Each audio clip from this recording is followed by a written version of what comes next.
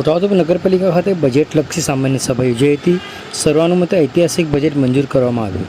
છોટાઉદેપુર નગરપાલિકા ખાતે નગરપાલિકાના પ્રમુખ મંજુલાબેન કોળી, નગરપાલિકાના પ્રમુખ પરેશભાઈ મકરાણી, નગરપાલિકાના કાર્યવાહી અધ્યક્ષ અલ્પાબેન સૌરભભાઈ શાહ, નગરપાલિકાના ચીફ ઓફિસર ભાવિક બરજોડાની અધ્યક્ષતામાં બજેટલક્ષી સામાન્ય સભા યોજાઈ હતી।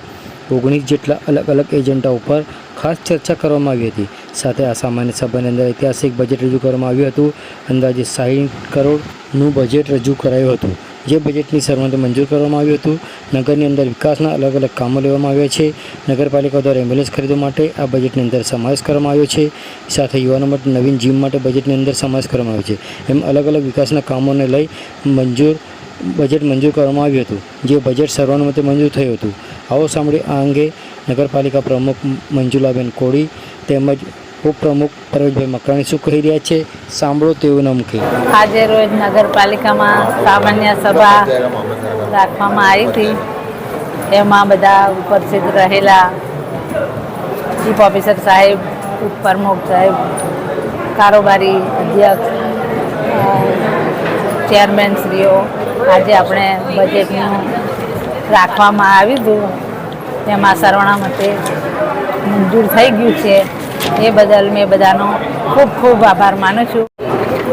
આજે 29/3/2025 છોટાઉદેપુર નગરપાલિકાની અંદર 12 કલાકે સામાન્ય સભાનું આયોજન કરવામાં આવેલું હતું, જેની અંદર છોટાઉદેપુર નગરપાલિકાનું ઐતિહાસિક બજેટ આજે રજૂ થયું છે। અંદાજિત બજેટ જે છે એ 60 કરોડ 1,33,546નું અંદાજિત બજેટ આજે રજૂ થયું છે, જેમાં નગરની અંદર સારા કામો કરવા જઈ રહ્યા છે। અમે નગરના વિસ્તારની અંદર અમે 3 એમ્બ્યુલન્સ નવી લેવા જઈ રહ્યા છે। એની જોડે નવું જીમની તૈયારી કરી રહ્યા છે અમે। એની સાથે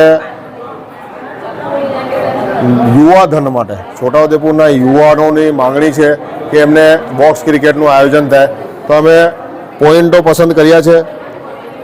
2-3 પોઈન્ટ પર બોક્સ ક્રિકેટ બનાવીશું।